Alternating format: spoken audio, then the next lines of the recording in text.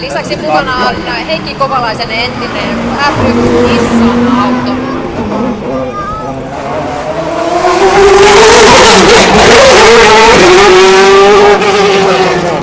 Joo, eli toi Kovalaisen autohan on toi Nissan Dallaro, eli siis se on voittanut vuonna 2002 tuon Dallaron luokan mestaruuden.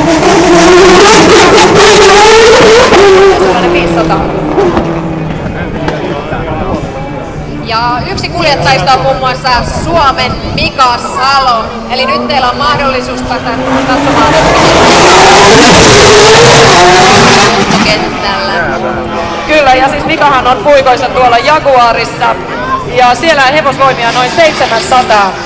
Ja juurikin sain tuossa hetki sitten tiedon, että 6 sekunnissa tuo kyseinen Jaguari kiihtyy 0-200, eli aikamoisia nopeuksia. Sä juttelit Henna äsken Mikan kanssa. Millä mielellä hän oli nyt tätä päivää ajatellen? No totta kai hän oli siellä hyvällä fiiliksellä. Upeaa, kun saadaan tällaista moottoriurheilua tänne Suomeen ja tänne Malmille näin loistavien yhteyksien varrelle.